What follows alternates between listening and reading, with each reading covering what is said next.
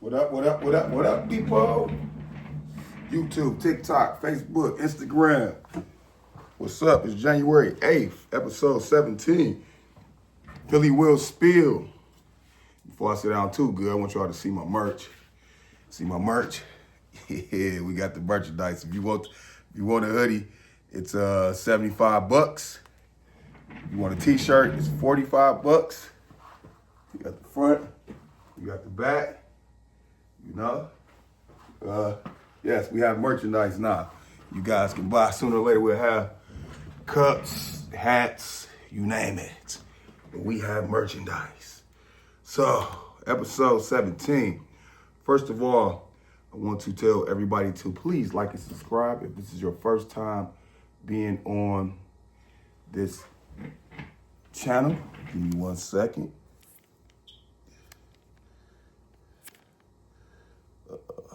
Bluetooth disconnected. All right, so sorry about that. Had to put my phone on airplane mode because people be blowing my phone up when I call. So, episode 17, we're going to talk about the NBA last night had some spectacular moments. We're going to talk about Jim Jones' interview and relations to women nowadays and men nowadays and certain things that we need to step our game up. And then we're going to talk about the NFL matchups, and that's all I really need. It's 3 topics today because they're going to be kind of lengthy. So, please like and subscribe. I want to give a round of applause to everybody that's been supporting me because we are now over 400 subscribers. We're over 400 subscribers. That's good. Sorry about that. Applause. So we started last Friday with 297. Then we went to Monday it was 360. And then today is Wednesday. We at 413, I believe. It could be higher when I edit this video. But a long story short, we are moving real good. Real good. I am probably now about 80-some subscribers away from going to the first setting of monetization of YouTube. So I want to thank everybody that has subscribed and that is watching for the first time. Please subscribe. I cannot do this without you. Motivation is coming from you all. I put a lot of pride and effort into this. Started just 4 or 5 weeks ago, and we're doing great things. So that's that. So let's get right into it. So last night we had some spectacular things that I might edit it and have it in here. So I might pause for a little second. But Zion Williamson played yesterday. Woo! And he did a 360 dunk last night. It looked good, but he got to play more before he get any of my respect of praising him for coming to do what he always do, which is dunk all the time. So great job, Zion, last night, but you got to give us more than just that. I ain't getting sucked in that quick. The next thing is LeBron James last night had a dunk, and they still look terrible last night. That's my NBA team, the Lakers. In case people think that I'm just Philly, everything, the Lakers. But LeBron had a spectacular dunk, but the defense for the Los Angeles Lakers was weak last night. So great job, LeBron. At 40 years old, you still popping, man. Them legs still can get up there, but your team need to get up there, basically. And then Trae Young.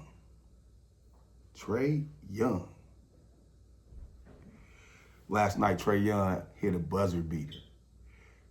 I'm damn near at half court to beat, I believe it was the Jazz last night. He hit it after the player already had hit a big time shot, and he killed it.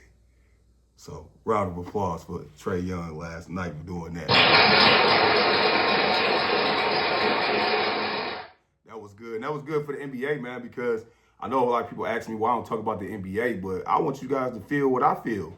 I'm not talking about them for no reason. I am going to talk about them more, but it's the fact that they don't got no traction. You got people that's not playing, that's supposed to play, and all of this injury crap that NBA, Adam Silver, and the owners are hard to do something about these star players sitting with related injuries or fake injuries so they can sit. The NBA just has to work on getting their viewership up, and it's going to be in their next contract. So that's going to be on them to get it up. But right now, the NFL has it on lock, and NCAA football is the second person that got everybody attention in the sports world right now. So great job for the NBA last night. They did get some traction and keep up the good work. We will cover them more. We're just covering the NFL. You know, it's playoff time now, so they got everybody attention. So this next topic I'm getting to is about Jim Jones' interview yesterday that I watched. It's a day ago old from what has been posted on YouTube.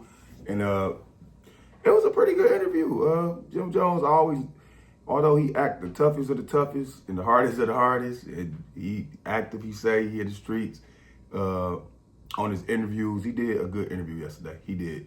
He didn't really go too out of character. He did say some controversy things last night about Cameron, Mace, Dame Dash, and all of that, but that's just their Harlem situation. They always gonna have confusion or have times where they're not talking to each other or vibing with each other. I think they just gonna always have that. But Jim Jones basically was saying he started the Diplomat, the name, and stood behind it as he was a foot soldier. And I'll let you guys get into the interview. I don't want to tell too much, but he did say two things that I want to play and I want to talk about. The first thing he talked about was new age women and how they are and how men are with them. And then the second thing he talked about is men nowadays and the way they treat women. So I want to play it for you because it sounds better when you hear it played than it do for me talking about it. So give me 1 second. 1 second. All right, here, let's go. We're going to go 44 minutes in the video about the women. It's about a minute long. I'm going to start it at 43:53, and I'm going to let you guys listen to it and tell me what you think.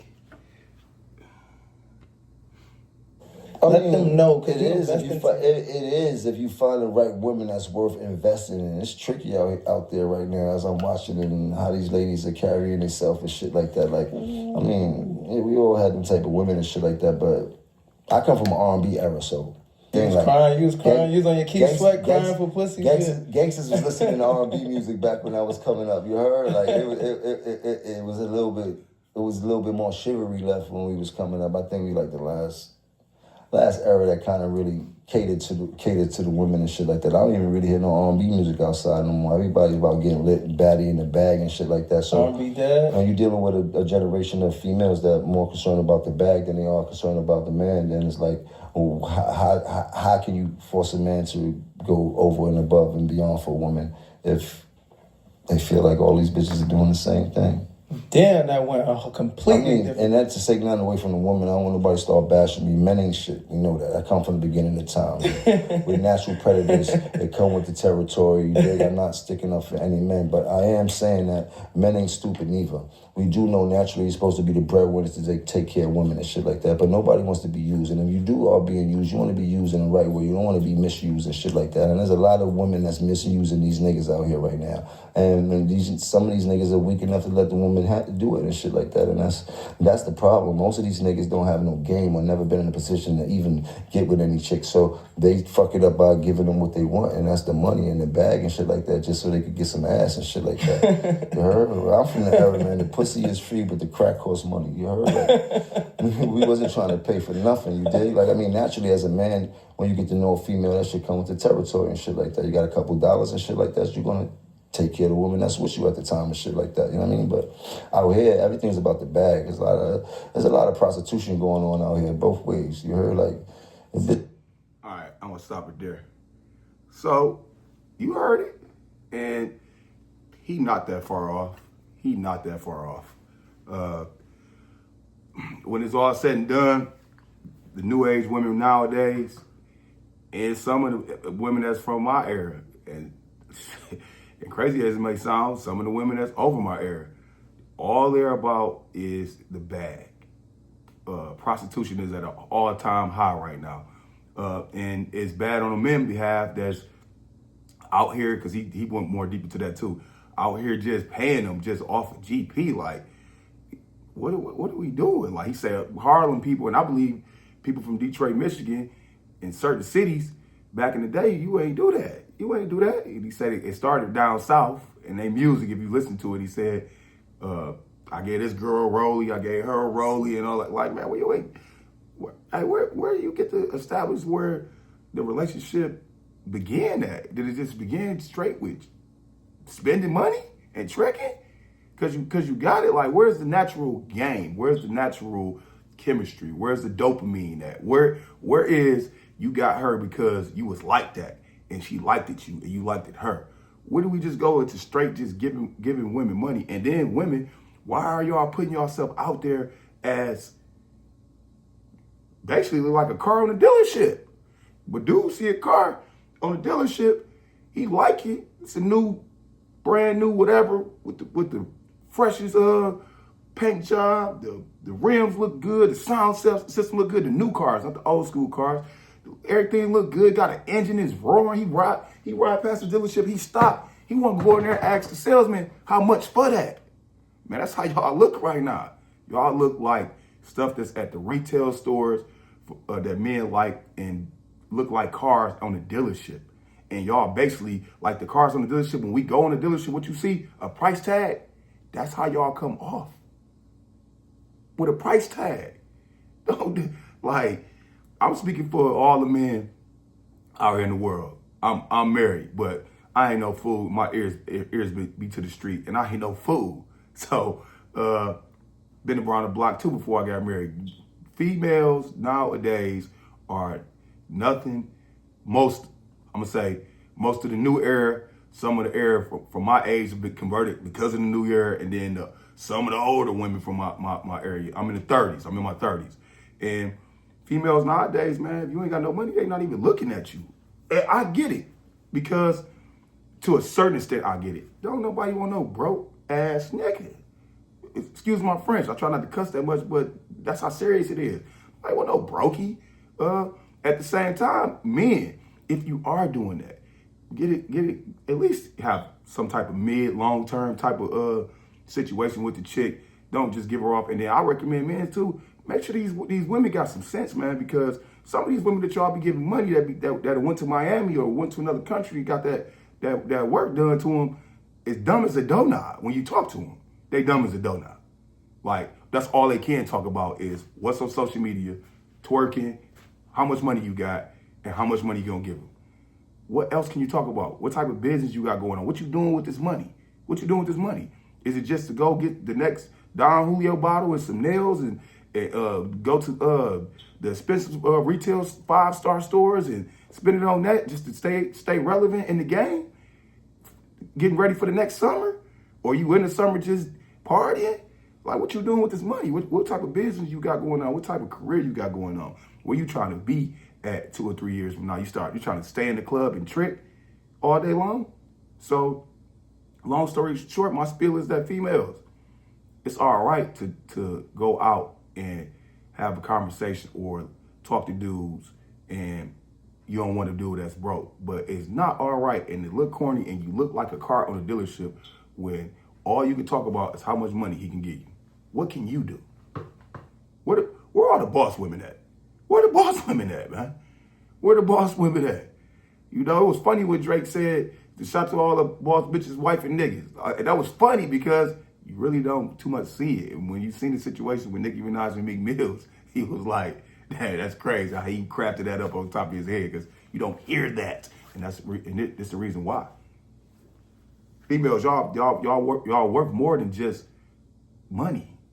Like, cut it. I know y'all gonna say, dudes ain't out here ain't trying to. Dudes ain't shit. Like he said, they are, but that's for you to go through your everyday life and understand who you dealing with and what you dealing with, and not have high mileage on your body because you just getting the money because he don't want to commit. How many bodies you gonna go through before you say it's enough? It's enough. Let me just try to find the right one. Let me just try to get one. And this image of the perfect man or the perfect woman nowadays, you gonna have to settle for some things because you're not finding the perfect one. You're not. You're gonna have to settle. I ain't saying settle on a scale of 1 to 10 for a 2, but you might have to settle for a 6.75 or 7.25. You're not going to get the 9 or the 10. It's rare. And 10 is like super rare. But watch that, ladies. Don't look like that. Please don't look like that. Now, going to what he said about the men, because I'm not biased. Let me get to it.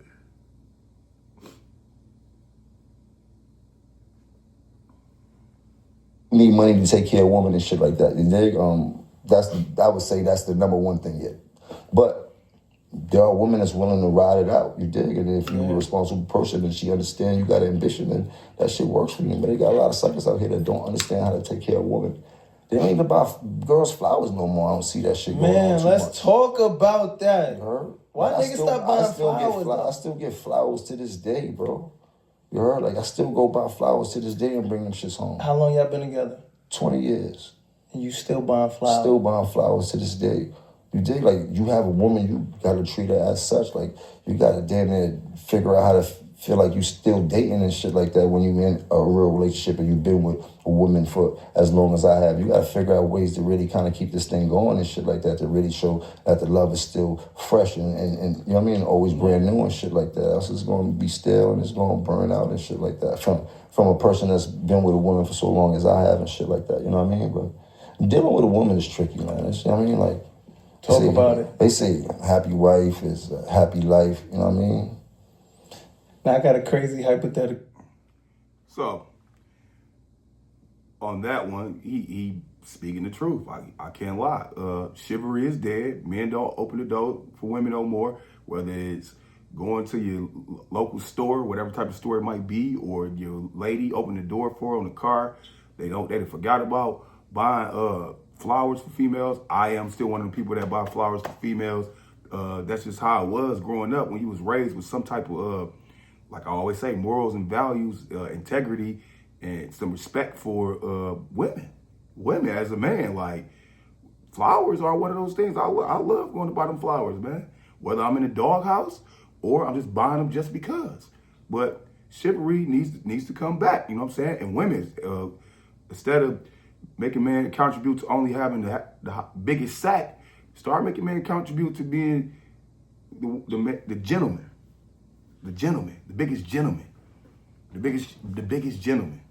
Some of y'all see men treat women or talk about women like pure crap, and y'all still go on dates with them. Y'all still be around them. Y'all still tolerate them. Stop doing that, man. So, and men, get on y'all game.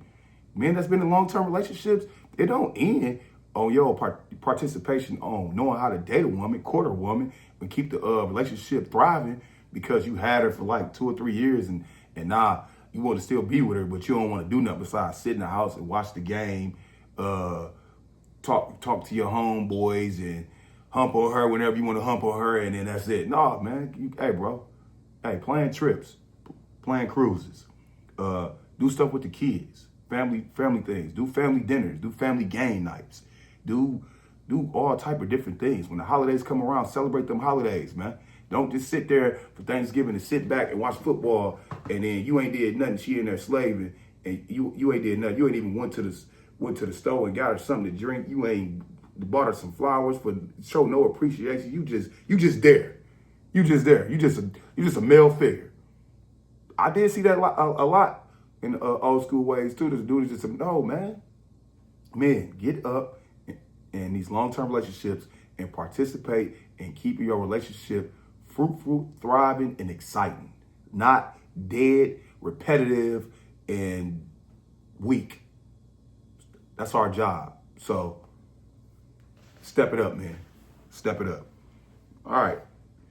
Going to my next topic, which is my last topic. And the reason why this is my last topic is it's going to take a little minute for me to walk through all of this. So we're going to go through the NFL playoffs, matchups, details, and I'm going to walk y'all through that. So, first game we got is Saturday at 4:30. The Chargers at the Texans. This will be a good game, believe it or not.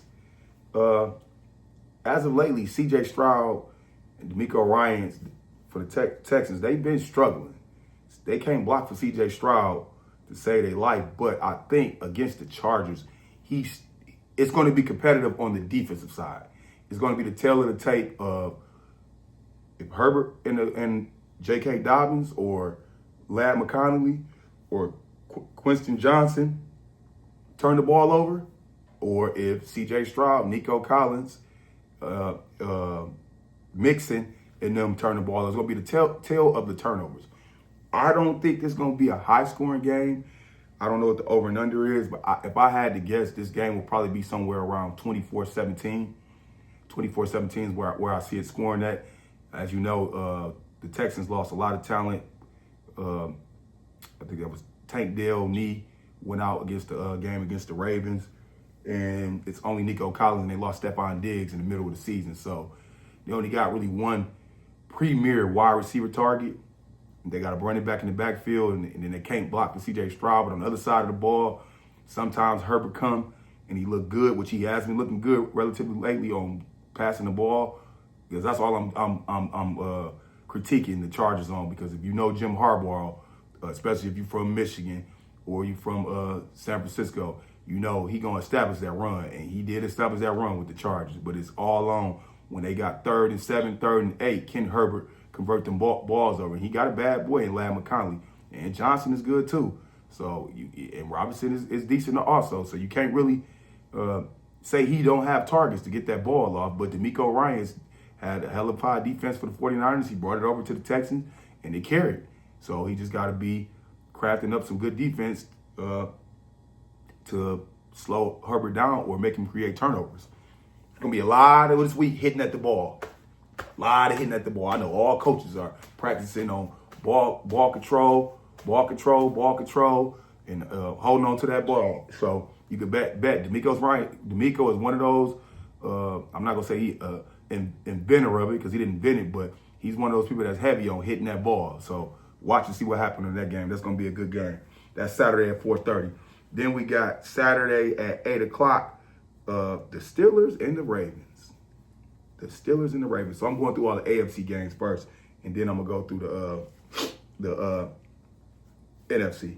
So Russell Wilson, Freiermuth, George Pickens, if he show, hopefully he show, and then you got in that backfield Najee and Jaylen Warren. Then you got on the other side of the ball, you got Rashid Bateman, Mark Andrews, who's been on fire the last 6 games, catching touchdowns. You got that bad man in the back, Derrick Henry. And then you got who I think is the MVP of this season, 3-time MVP, Lamar Jackson. Them boys bad. Zay Flowers, I don't know if he playing. I don't think he's going to play. But they still got enough wide receivers to get it cracking. Got Nelson Aguilar too. They got wide receivers. So this game is going to be solely on Russell Wilson's back on the Steelers, and it's going to be on the Ravens side if Harbaugh sticks to the game plan that I said in my videos 4 weeks back, and they started to do it towards the end of the season. If you're going to give Derrick Henry 18 to 25 carries, if he stick to that, he's going to be good. Everybody, no, I'm probably not going to be saying this all the way to the T, but I want to say Lamar Jackson is 1-8 against the Ravens or 2-8 against the Ravens. I'll have that in the bottom in my, far as the actual thing in the bottom of my, when I edit it, the video. But he struggled against the Steelers. He struggled. Everybody, Ravens. That's because you don't pay attention to the league. You don't pay attention to the division unless you are from Baltimore or unless you are from Pennsylvania. You know what time it is. They got to establish in the AFC North that you're not a team, you're not a good quarterback on the Cleveland Browns, you're not a good quarterback on the Baltimore Ravens, and you're not a good quarterback on the Cincinnati Bengals. You're not established as a good quarterback until you beat the Steelers. That's what they got to establish in that division, until you beat the Steelers. And it's for a reason. Now, you got Mike Tomlin. They basically saying to a certain extent that he playing for his job a little bit, to the point where people were asking around the league to trade for him, allegedly. They want to trade and get him because the Steelers might have a little bit of fatigue with being one and done in the playoffs and being 9-7 and 8-8 in the regular season. So They might just want to try to do something different. He's been there for 18 years. So Mike Tomlin is going to coach to the T. He is one of the people that on the defensive side, they're going to be hitting at that ball. They're going to be hitting at that ball a lot. That's the playoffs. Hard hits and trying to make turnovers and new defensive strategies. So you can't game plan for what we do, but we ain't going to look too different. But we're going to have some little plays added in here for you. So that's going to be the tell of that game. That's going to be the tell of that game. Is Jim Harbaugh going to run the ball? Is Russell Wilson going to pass the ball with efficiency? And is George Pickens going to show up? George Pickens got to show up. You too early as a wide receiver to be a diva already. You ain't did nothing. You had a decent season last year, and you all right this season. You was out some games. Hey. Public service announcement for George Pickens. You not like that. You drop passes.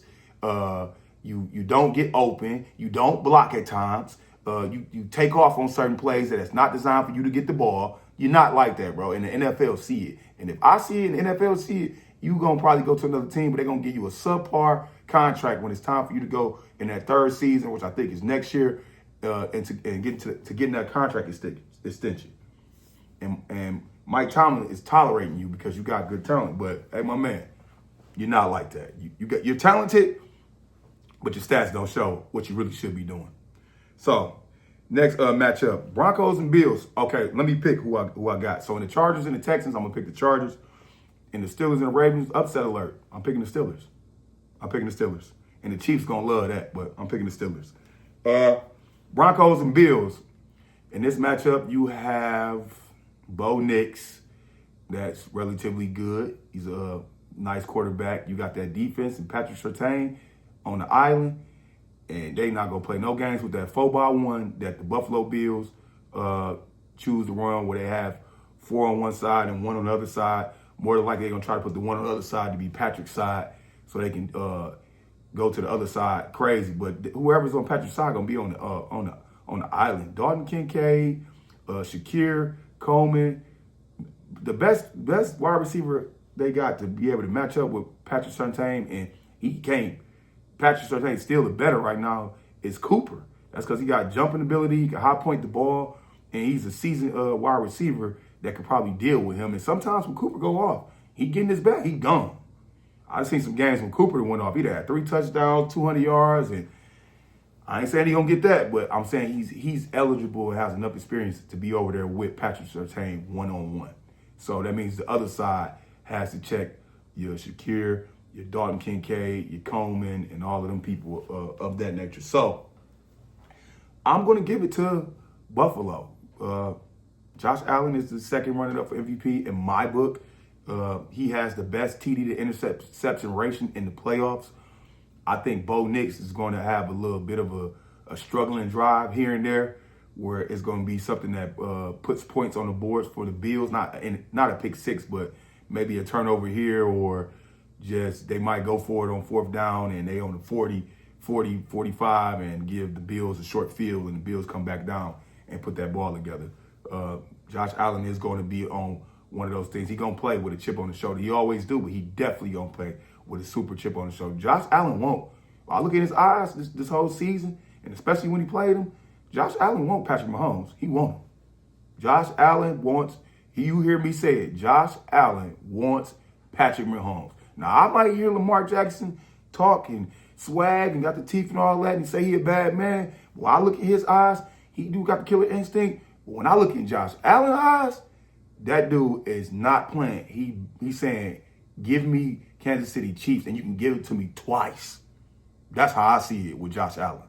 So I'm picking the Bills for that game. So my upset out of the AFC would be the Steelers over Ravens.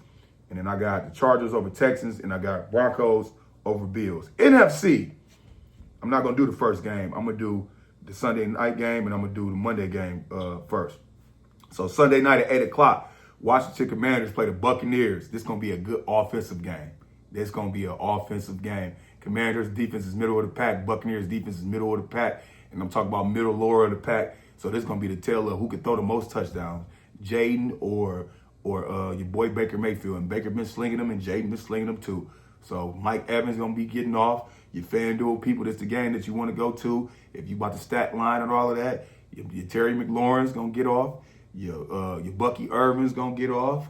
Your Rasheed White's gonna get off. Your Robinson's gonna get off. Your Zach Ertz's gonna get off. This gonna be one of them games, them high-scoring games Sunday night. So, who am I picking? I'm gonna pick. If I'm betting with my heart, I'm gonna say I want the Washington Commanders to beat the Bucks. We have issues with them when we play them. But if I'm betting with my mind, I think the Buccaneers gonna win. So I'm gonna pick the Buccaneers. This is a 50-50 game. So if I'm picking, I'm gonna pick the Buccaneers. That's just where I'm at with that game. So going to the Monday night game, we have the Los Angeles Rams and the Minnesota Vikings. The Minnesota Vikings with that great record that basically I broke down the other day. They ain't played nobody. And let me give you guys a correction for what I said. The Vikings beat the Packers twice. So they beat that playoff team twice. But they still, when I went through their record, they ain't playing nobody. So I think the Rams, this is going to be my upset. I think the Rams is going to beat the Vikings. I really do. I think the Rams are going to beat the Vikings.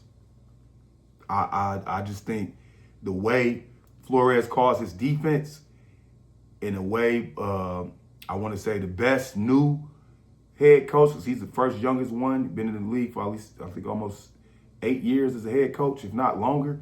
Sean McVay, the way he going to draw them plays up and that pre-snap motion with Puka Nacua and Cooper Kupp going to go crazy too, because they need Kupp. They're not going to just Nacua all day. They're going to go Kupp crazy. Watch. And the other boy, they're going to go crazy, man. Tutu Atwell.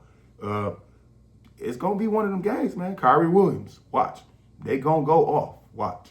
They going to Kyrie Williams you to death. And if they do got 38, 37, they not going to care, because Matthew Stafford and Puka Nacua and Cooper Kupp going to get them first downs. And it's going to be a long day for Flores in that defense. And then, in that defense. And then on the other side of the ball, Sam Darnold, hey, man, the Lions might have exposed how to deal with you. Put everybody on the island and blitz them. We sending 6 every time. Somebody going on the island, we using the extra body, we sending 6 every time. He can't run, just go get him. Go get him. Go get him. Go get him. So, I'm picking the Rams in that game. That would be my upset of the NFC. Now, going to, and I'm at 32 minutes, so let me hurry up. But I'm going to take at least 4 minutes on this. Going to, in my book, in my house, in my world, Philly Will's world, the game of the week for me. And that is the Philadelphia, no, I'm going to say this. No, let me do it. The Green Bay Packers versus the Philadelphia Eagles at Philly, at the Link, 4:30 Sunday. It's going down. Now let's get into it. First of all, let me tell everybody, I keep telling y'all to keep your mouth closed and your ears open. Jalen Hurts practiced today. Jalen Hurts practiced. You'll see it in my video. He practiced, man. If y'all don't knock it off, I really think Jalen Hurts about to not play because of concussion protocol. If I had to give you my insight on that, Jalen probably didn't care to come out of that concussion protocol to play the Giants. It gave him another week to rest, get his body healed up of any little injuries. He's going to be very youthful. His legs going to be good. Everything going to be good. He has 16 days or something like that right now. It'll be almost 20-some days when we get to Sunday. Dude, he knew what he was doing, and the Eagles knew what they was doing. If Jalen had to play against the Giants for any type of playoff aspiration for home field advantage or things of that nature, he would have played. He would have played. He would have played. So all the people that's been texting me, messaging me, DMing me, all of that, cut it out, man. Y'all try to find anything y'all can find just to say something. Dude, knock it off. So, going into the game, when we played them the first week, I'm not going to use that to base nothing about nothing, because, like I tell you, the NFL is set up in quarters. First 4 weeks, second 4 weeks, third 4 weeks, last 4 weeks.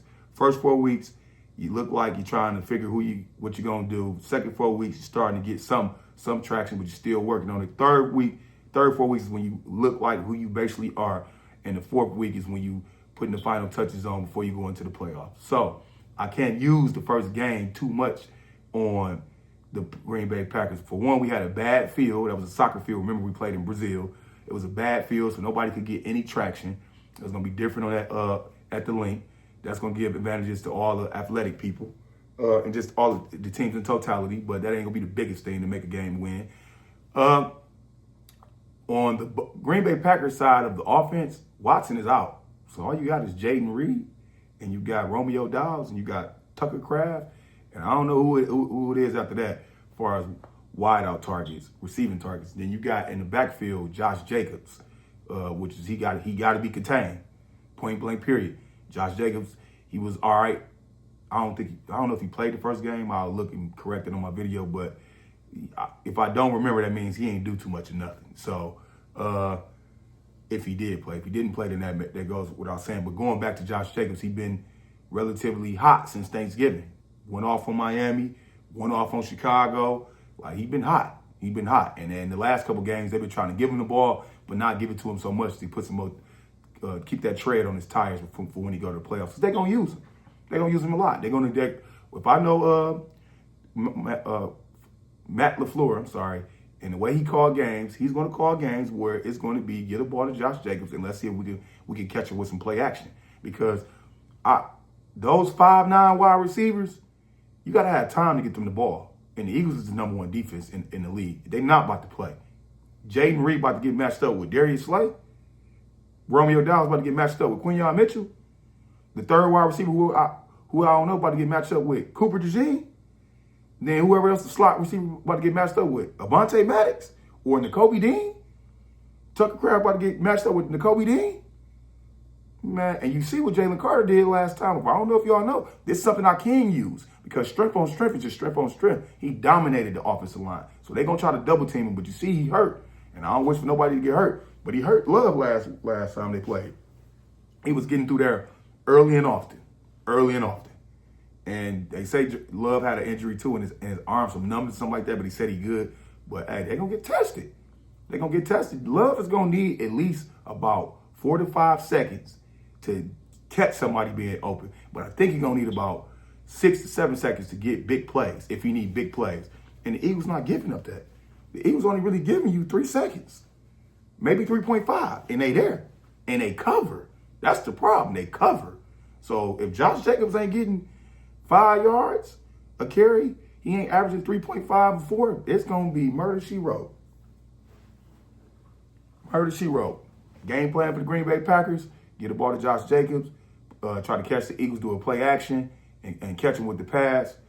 Josh Jacobs got to get 4 yards, and they got to be able to block for Jordan Love at least 4 to 5 seconds for him to get that ball off. And they must have 3rd and 5 and 3rd and 6. Now, on the other side of the ball, I remember that. The boy Alexander, their best cornerback, was matched up with A.J. Brown, and A.J. went off. I don't think he playing, Alexander. I got to go look. I don't think he playing. I got to look at the injury report. But even if he is playing, AJ went off. And if he not playing, you're going to put the next cornerback up on him.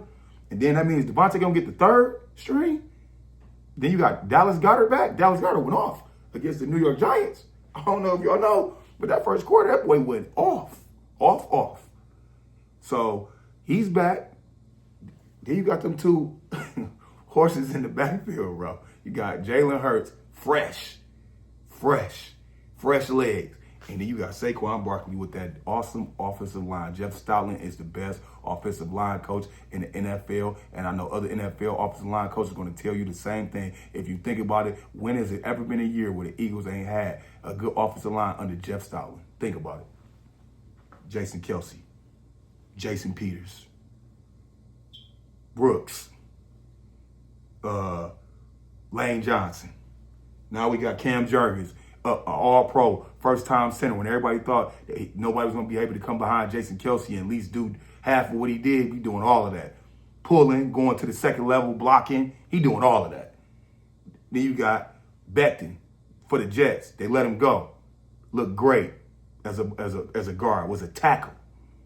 Then you got Jordan Mailata, was a soccer, not a soccer, was the football, the other football game, rugby. He was a rugby player. Rugby. Didn't never play football. An awesome left tackle. Awesome. So the game plan with the Eagles is going to be more than that. Just Green Bay, you better contain Saquon Barkley. You better contain Saquon Barkley, and you better watch out for AJ. Y'all better. Hey, I don't know what they're going. You going to have to put 2 over there with AJ, and that sometimes don't work. And bro, Saquon Barkley, that defensive line better be coming for something, dude. Because if they not, he gonna torch y'all. He's gonna torch y'all. Jalen gonna throw it, and Jalen gonna run. And you in the link. Let me tell y'all something. If the Eagles score a touchdown in the first quarter, or even 3 points in the first quarter, it's going to be murder she wrote for the Green Bay Packers. And that defense hits hard. They hit super hard. And they cover. And they don't play. It's been some games, at least 3 or 4 games, where the defense single-handedly won the game, kept the game in their hand until the offense caught up. So, I'm telling y'all, you already know who I got in that game.